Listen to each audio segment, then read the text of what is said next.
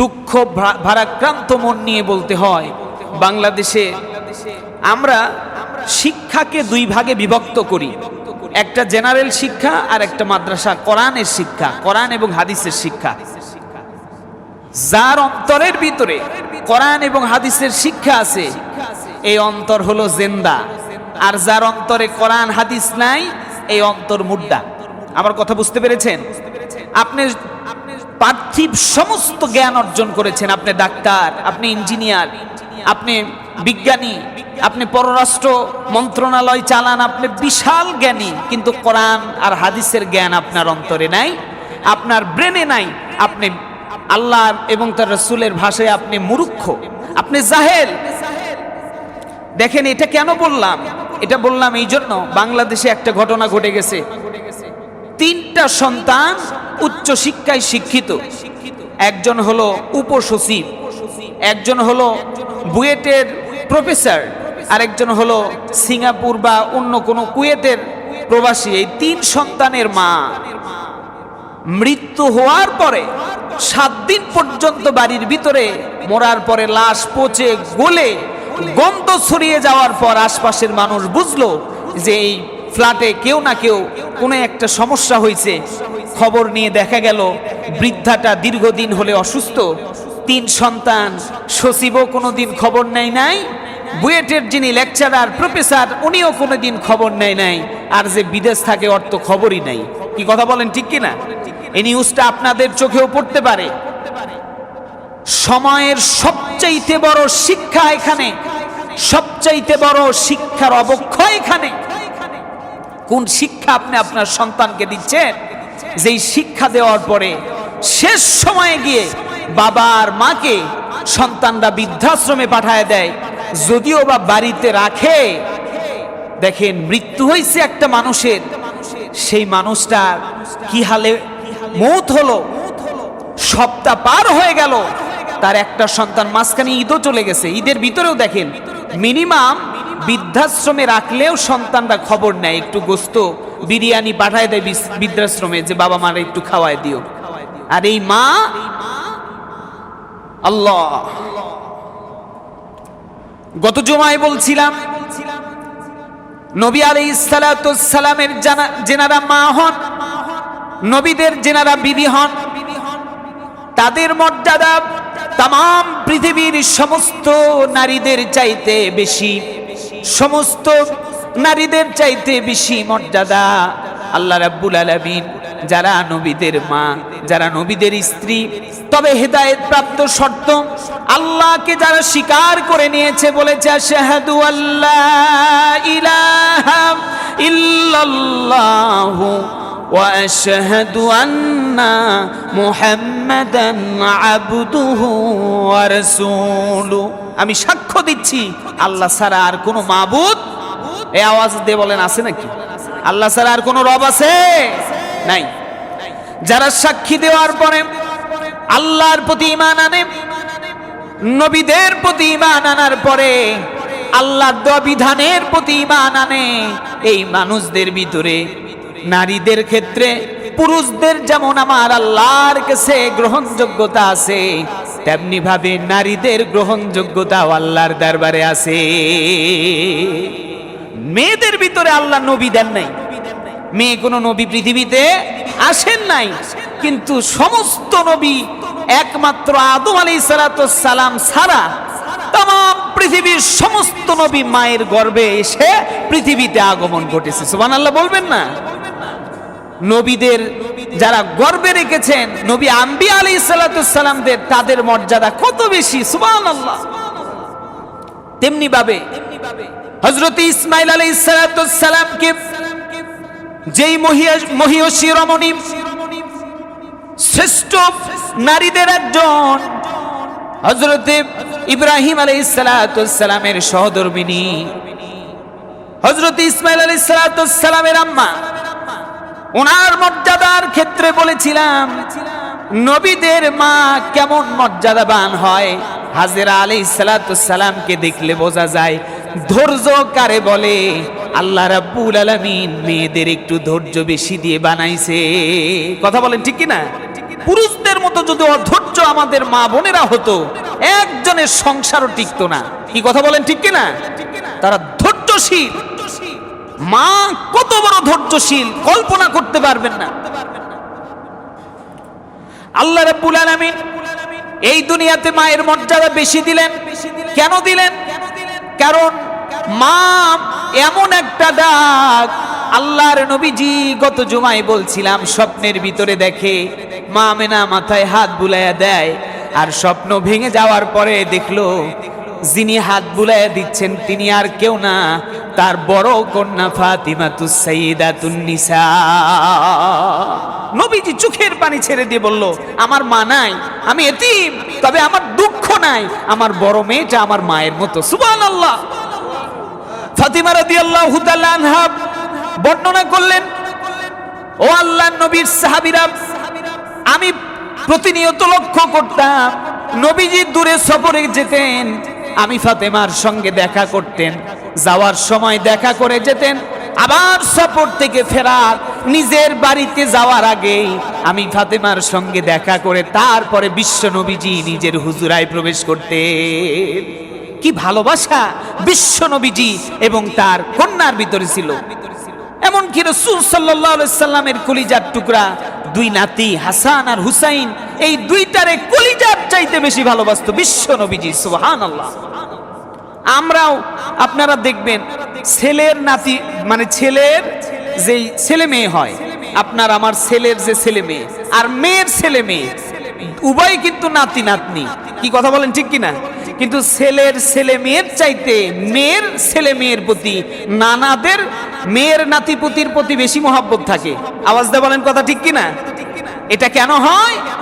কারণ নবীজি সাল্লাল্লাহু আলাইহি সাল্লামের সাথে আমাদের যে অন্তরের তারবিহীন কানেকশন আছে, এই কানেকশনের জন্য রাসূল যা করেছেন আমাদের দিয়ে আল্লাহ পাক সেটাই করায় নেয়। সুবহানাল্লাহ। নবীজি বলেন, হাসান আর হুসাইন আমার কলিজার টুকরা, যারা হাসান হুসাইন রে ভালোবাসে মহাব্বত করে, আমি মুহাম্মদুর রাসূলুল্লাহ রে তারা মহাব্বত করে।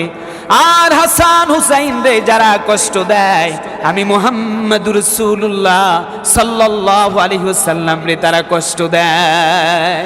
হাসান হুসাইন রে বেশি ভালোবাসতে হবে আমাদেরকেও। এই যে প্রত্যেক জুমা ইমাম সাহেব খতিব সাহেব দেখবেন আপনার খুতবা দেওয়ার সময় সানি খুতবায় পড়ে, আল হাসানু ওয়াল হুসাইনু সাইয়্যিদাস শাবাবি আহলিল জান্নাহ। এটা আওয়াজ দিয়ে আল্লাহু আকবার বলেন। পৃথিবীতে আখিরাতে দুনো জগতে মুমিন মুসলমানদের নেতা হলো হাসান আর হুসাইন। সুবহানাল্লাহ বলবেন না? আমাদের অরিজিনাল নেতা যদি নেতৃত্ব মেনে নিতে হয়, মুহাম্মদুর রাসূলুল্লাহর পরে নেতৃত্ব মানতে হবে হাসান আর হুসাইনের। কথা বলেন ঠিক কিনা? আমাদের আর কোনো লিডার থাকতে পারে না। দুনিয়ার এই লিডারদের কিয়ামতের ময়দানে কোনো অস্তিত্ব থাকবে না, যার যার হিসাব নিয়ে সে পেরেশান থাকবে। আল্লাহ নবীজি পৃথিবীতে আসবেন, দেখেন তার জীবনী থেকে আমাদের শিক্ষণীয় আছে। আল্লাহ নবীজি পৃথিবীতে যখন আসবেন, বিশ্ব নবীজি মা আমেনার গর্ভের ভিতরে পৃথিবীতে আসার পূর্বের ইতিহাস অনেক লম্বা। ছোট্ট একটা উদাহরণ দিয়ে শুরু করতে চাই। আমার প্রিয় আব্বা জানেরা, আমার কলিজার টুকরা প্রিয় মুসল্লিরা, মনোযোগ দিয়ে শুনতে হবে। আল্লাহর নবীজি তখনও পৃথিবীতে আসেন নাই। নবী আদম আলাইহিস সালাম থেকে ঈসা রূহুল্লাহ পর্যন্ত যত নবী পায়গাম্বার এসেছেন, সমস্ত নবী রাসূলদেরকে আল্লাহ রাব্বুল আলামিন একটা নূর দিয়েছিলেন। যখন যে নবী হবে তার কপালের ভিতরে ওই নূরটা ঝলমল করতে থাকবে। সুবহানাল্লাহ। নবুয়তের সিলমোহর বলা হয় এটাকে।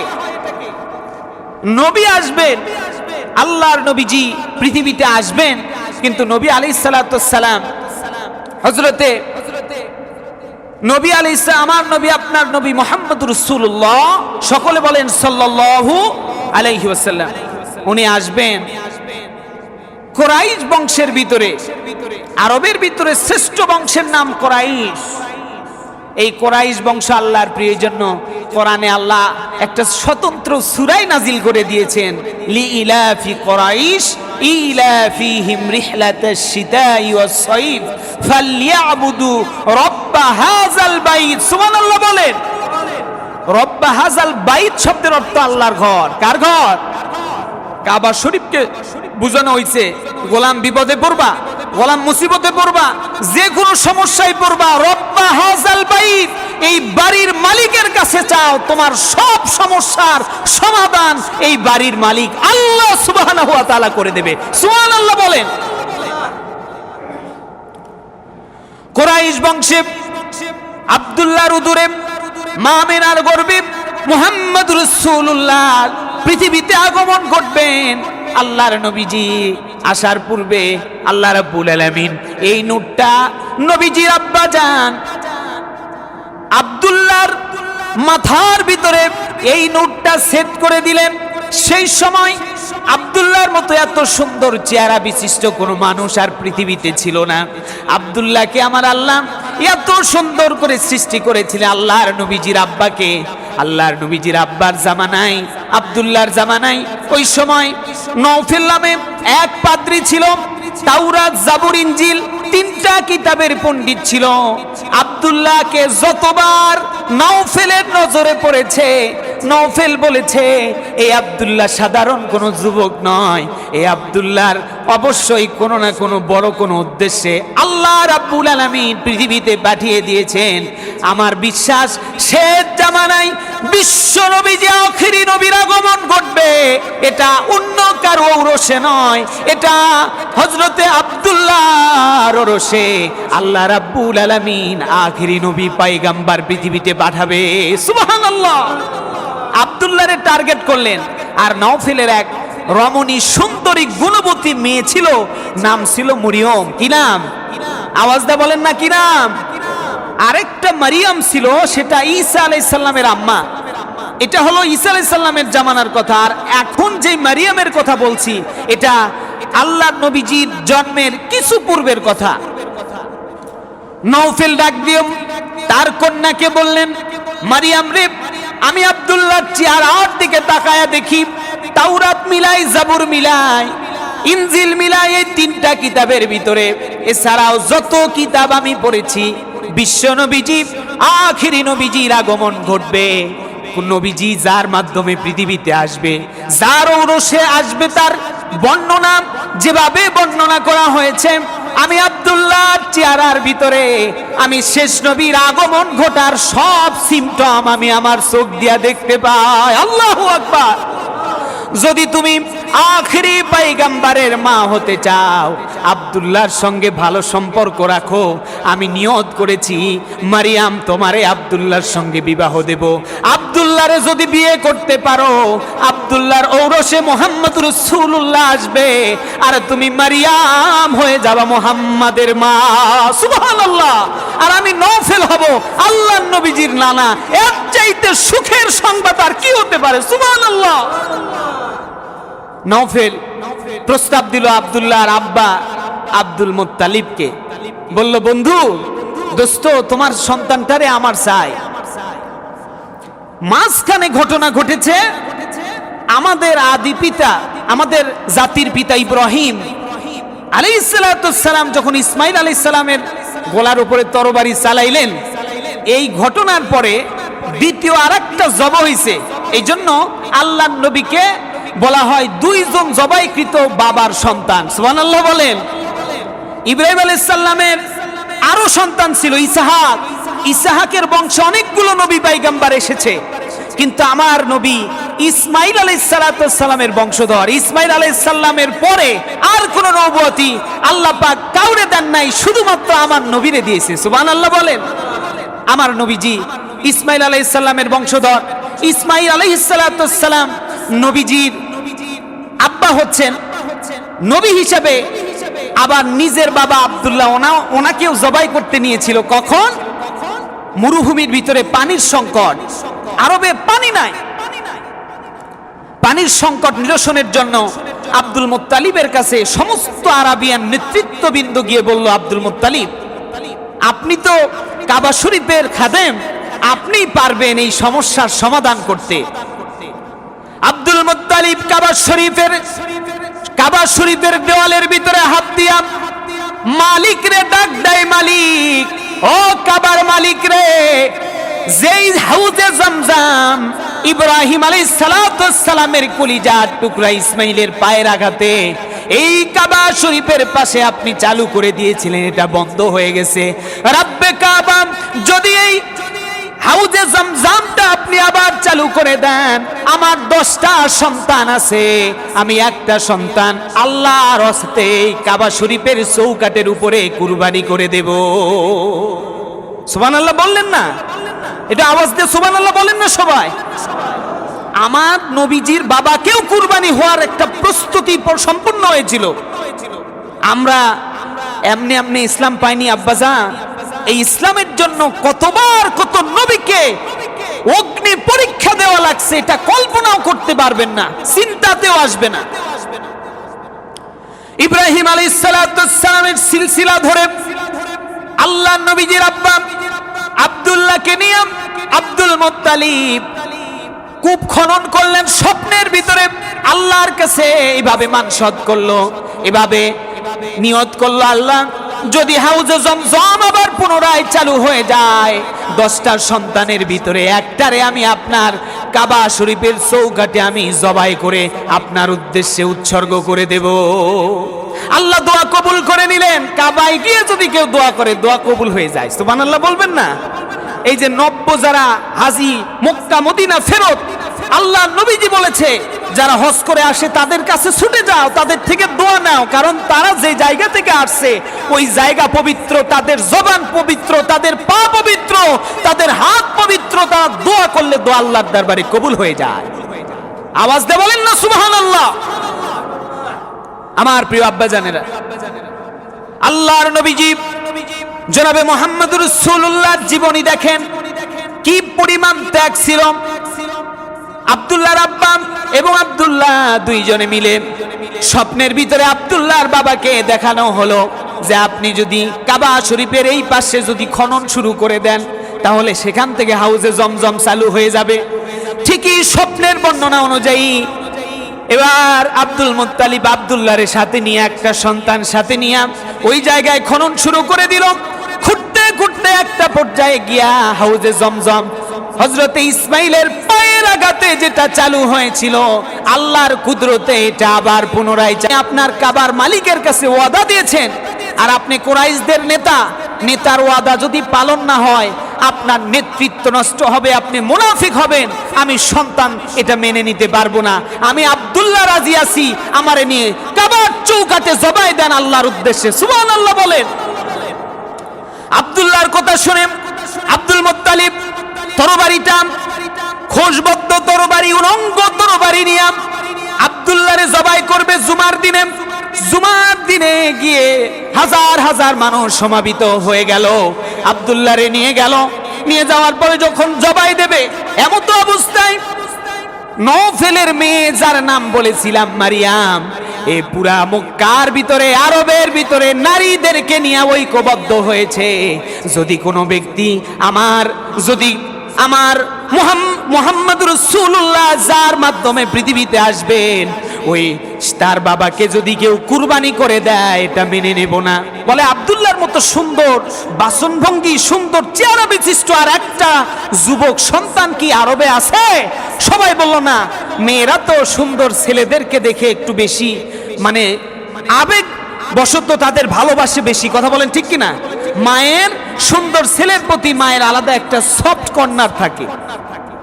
সমস্ত নারীদেরকে একত্র করলেন। হাদিস শরীফের মধ্যে আসছে, এমন সিরাতে ইবনে হিশামের ভিতরে দেখলাম মিনিমাম 300 জন রমণী নিয়ে পর্দা মেইনটেইন করে আরব মক্কা শরীফে কাবা শরীফের এক কর্নারে এসে মারিয়াম খোশবদ্ধ তরবারি উন্মুক্ত করে আব্দুল মুত্তালিবকে উদ্দেশ্য করে বলল, আরবের নেতা, যদি আব্দুল্লাহরে কুরবানি দেন, আমরা 300 রমণীর সঙ্গে আরবের সমস্ত পুরুষদের যুদ্ধ করতে হবে, তারপরে আব্দুল্লাহকে কুরবানি দিতে হবে।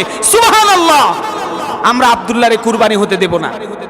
আল্লাহ কিভাবে আটকাবেন? কারণ তার মাধ্যমে তো আমার নবীজি আসবেন। সুবহানাল্লাহ বলেন না? আল্লাহু আকবার কবীরা। নবীজির আব্বার কুরবানি বন্ধ হয়ে গেল, কিন্তু শর্ত হলো, তাইলে এটার থেকে বাঁচার উপায় কি? নওফেল চলে আসলো, বলল আব্দুল্লাহ, আব্দুল্লাহর নাম আর এক পাশে 10টা উটের নাম এইভাবে করে লেখো, ঠিক ইব্রাহিম আলাইহিস সালামের এই ঘটনার সাথে এক। উনি যখন প্রথম স্বপ্নে দেখলেন 100 উট কুরবানি দিলেন, তারপরে 100 দুম্বা কুরবানি দিলেন। এইরকম ঘটনা আপনারা জানেন। ঠিক আব্দুল্লাহ ক্ষেত্রেও এমনই ঘটেছিল। 100 উট যখন উঠে পড়েছে, তখন এক পাশে আব্দুল্লাহর নাম আর এক পাশে 100 উটের নাম। 100 উট কুরাইশদের পক্ষ থেকে জবাই করা হলো, কুরবানি করা হলো, আর আব্দুল্লাহর জীবনটা বেঁচে গেল। সুবহানাল্লাহ বলেন। আল্লাহর নবীজির আব্বা বেঁচে গেলেন, কিন্তু আব্দুল্লাহর ব্যাপারে সিদ্ধান্ত হলো, তুমি আর মক্কায় থাকবা না, তুমি এখন চলে যাও, তুমি ব্যবসা শেখো।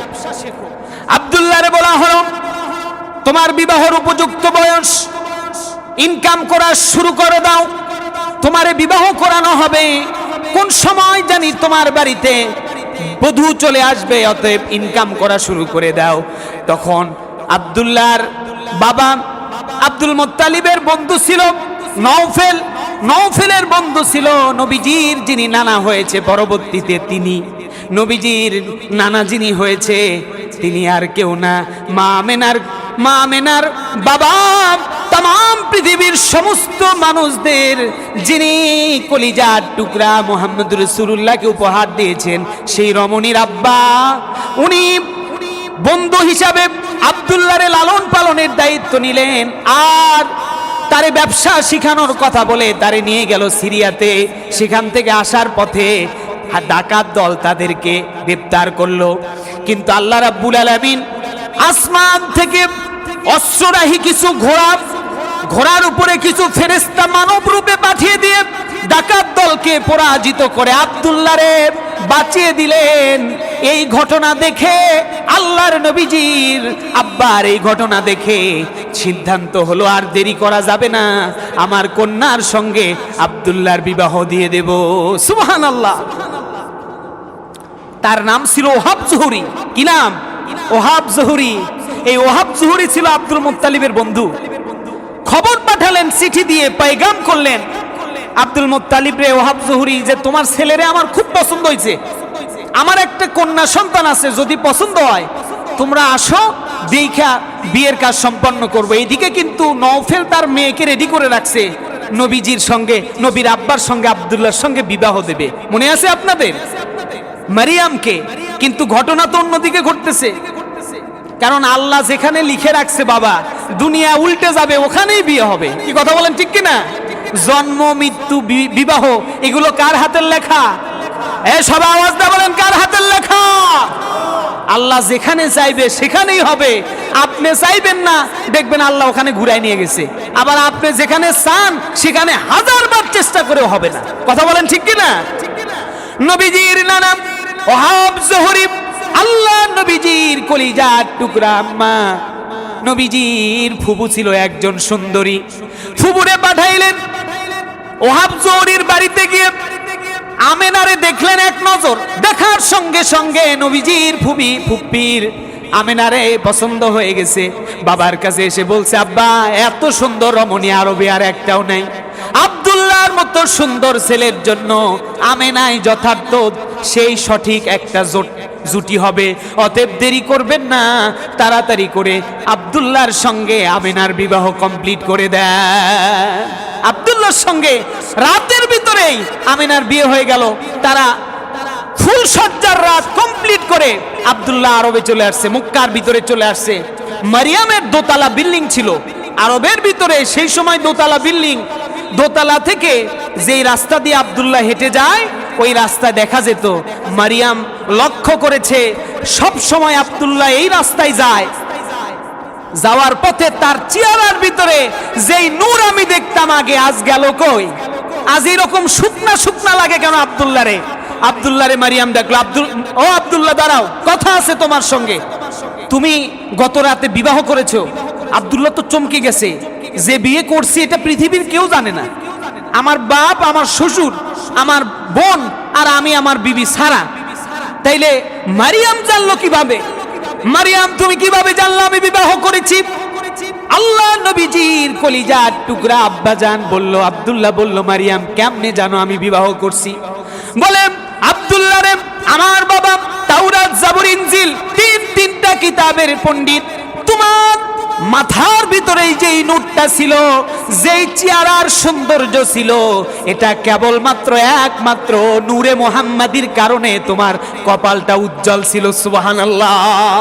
আমার মনে হয় গত রাতে তুমি বিবাহ করেছো, তুমি সহবাস করার কারণে তোমার এই নূরটা, যাকে তুমি বিবাহ করেছো, গুণবতী রমণী, ভাগ্যবতী রমণী, তার পেটের ভিতরে মুহাম্মাদুর রাসূলুল্লাহর নূরটা ঢুকে গেছে।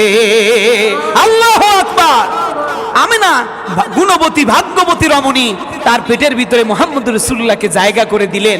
আমিনা রাদিয়াল্লাহু তাআলা আনহা উনি বললেন, আমি যখন রাসূল সাল্লাল্লাহু আলাইহি ওয়াসাল্লামকে প্রথম পৃথিবীতে প্রসব করলাম, ঘরের ভিতরে পার্থিব কোনো আলো ছিল না।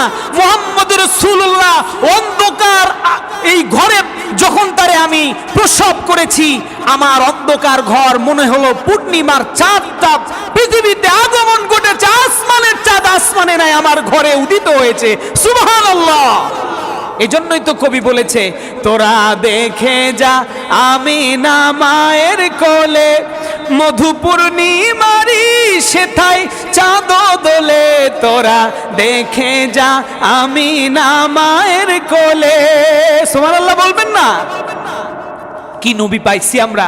আমাদের মতো শ্রেষ্ঠ কোন নবী আসমানের নিচে জমিনের উপরে আর নাই।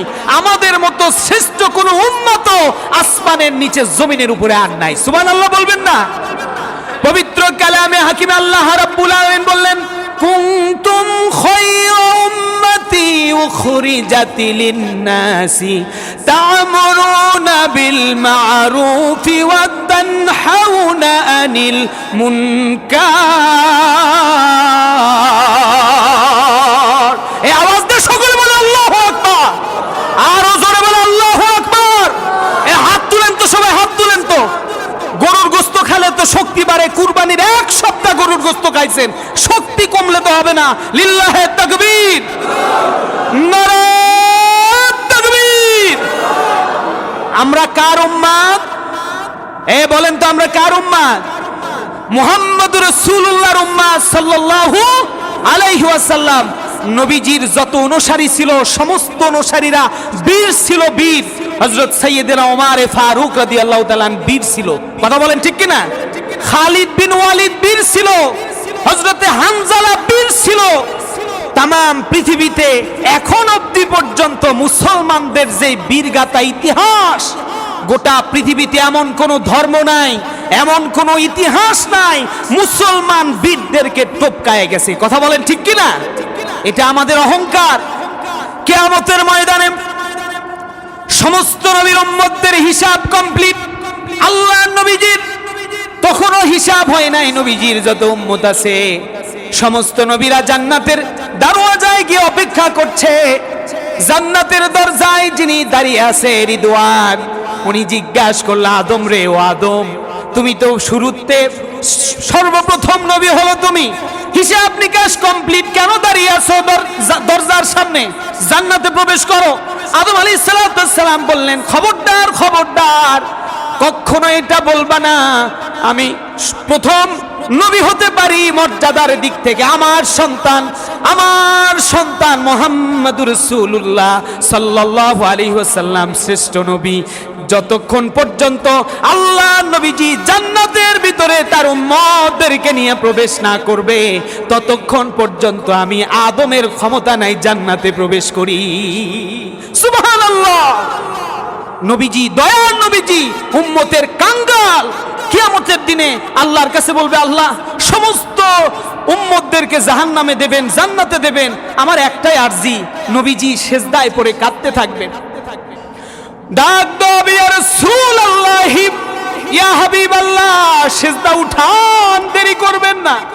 আজকে তো আপনার কান্নার সময় নয়। কি চান আমার কাছে বলেন? দুনিয়াতে তো কান্না অন্যায় করেছেন সারাটা জীবন, আর কিয়ামতের ময়দানে কাঁদবেন না। আল্লাহ নবীর চোখের ভিতরে পানি নিয়ে আল্লাহর সামনে দাঁড়ায় বলবে, আল্লাহ কান্না তো শেষ হয় না, কারণ আমি নবীজি আমার উম্মতদের যে পরিমাণ দয়া করি, দরদ করি, এই দরদ আর পৃথিবীর কেউ করবে না।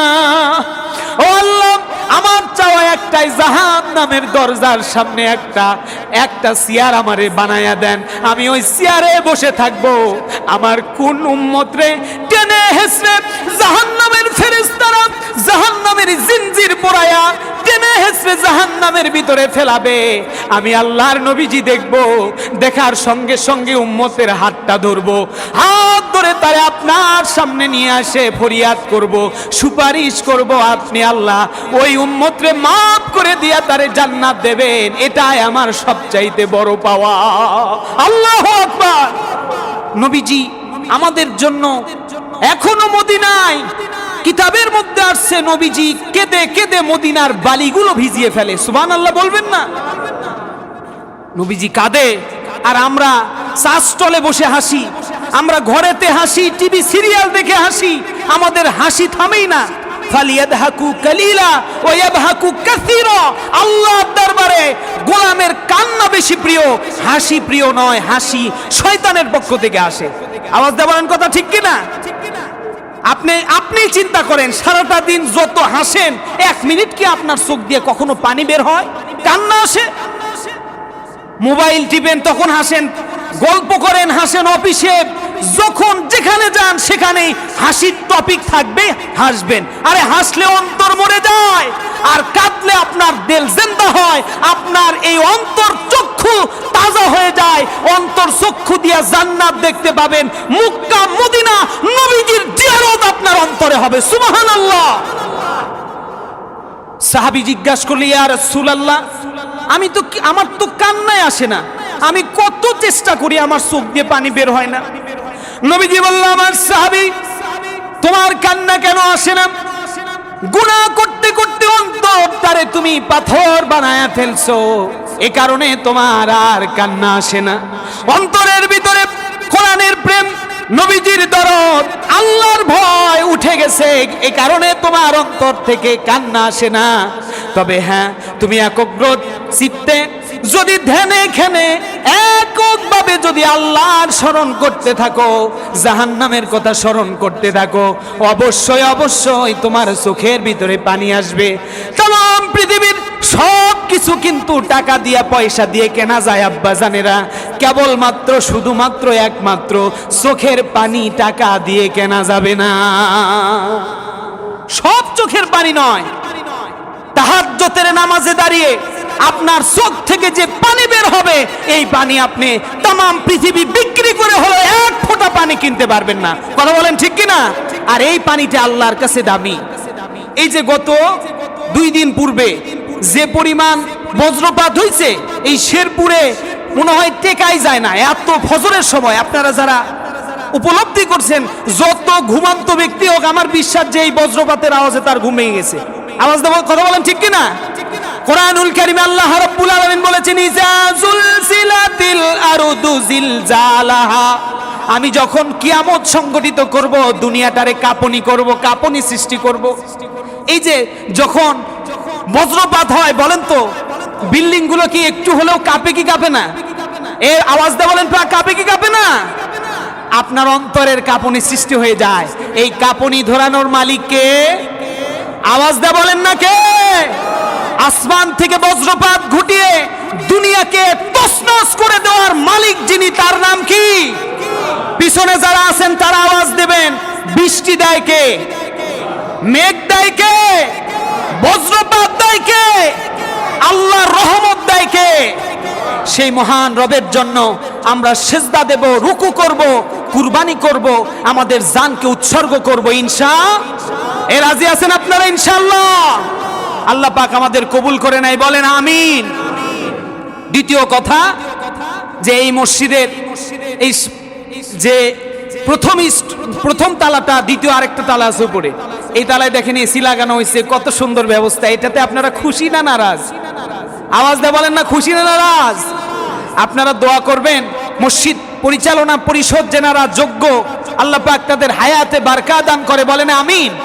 তারা সুন্দরভাবে মসজিদ পরিচালনা করছেন। আমার কাছে আবদার করেছে মসজিদ কমিটির সভাপতি সাহেব যে হুজুর মেহেরবানি করে মানুষদেরকে বলবেন তারা যাতে আমাদেরকে সাহায্যের সহযোগিতা তাদেরটা দিয়েই তো চলি, এই মসজিদে তো স্পেশাল কোনো সম্পদ নাই, তবে তাদের এই দানের হাতটা যাতে আর একটু বাড়িয়ে দেয়। আপনারা রাজি আছেন তো ইনশাআল্লাহ? আপনাদের কাছে পায়ে হাত দিয়ে বলবো, মসজিদে 2 টাকা বেশি দিলে আপনার ইনকাম কমে যাবে? এই আওয়াজ দেওয়ান, কমবে? কমবে না। এটা এমন একটা ব্যাংক, এই ব্যাংকের টাকা দুনিয়ার সমস্ত ব্যাংকের টাকা লুট হয়ে আমেরিকা, লন্ডন, কানাডা পাচার হবে, কিন্তু আল্লাহর ব্যাংকের টাকা কোনো ব্যাংকে পাচার হবে না। কথা বলেন ঠিক কিনা? বাংলাদেশে এমন ঘটনা ঘটছে না? কোটি কোটি টাকা এই বাংলাদেশের ব্যাংকের টাকা বিদেশে পাচার হয়ে গেছে, টাকা ঋণ খেলাপিরা মেরে দিয়েছে, কিন্তু আল্লাহর ব্যাংকে জমা রাখলে এই টাকা নষ্ট হবে? হবে না। অতএব যারা টাকা দেন আর যারা নিয়ত করেছেন দেবেন, মেহেরবানি করে যারা 5 দিতেন 10 দেবেন, 10 দিলে 20 দেবেন, যারা 50 দিতেন তারা 100 দেওয়ার চেষ্টা করবেন ইনশাআল্লাহ। রাজি আছেন তো ইনশাআল্লাহ? সবাই নিয়ত করে একটু হাত তুলে দেখান। সবাই যারা দিতে পারবেন 1 টাকা হলেও দেবেন ইনশাআল্লাহ। সকলে হাত তুলে দেখান। আল্লাহ বলে, আল্লাহ কবুল করে নাও, আল্লাহ তোমার ঘরে মেরামতের জন্য, নির্মাণের জন্য আল্লাহ কবুল করুক। বলেন আমিন। দানের কালেকশনে পাঠিয়ে দেন।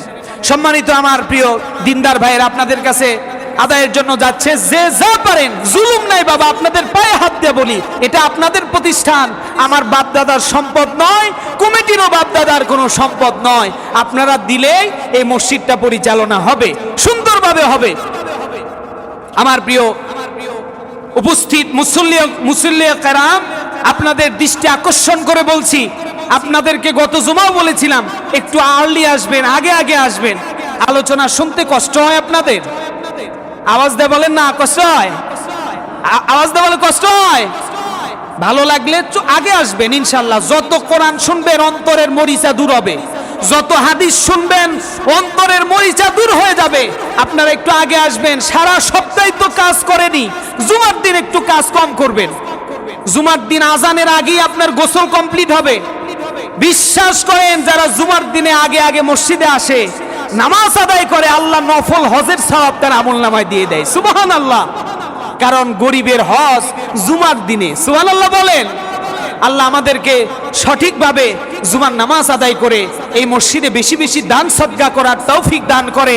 আমাদের আল্লাহ পাক আমরা যে ইনকাম করি ব্যবসার ভিতরে, কৃষিকাজের ভিতরে, দিন মজুরের ভিতরে, আল্লাহ আমাদের বেশি বেশি বারাকা দান করে। বলেন আমিন।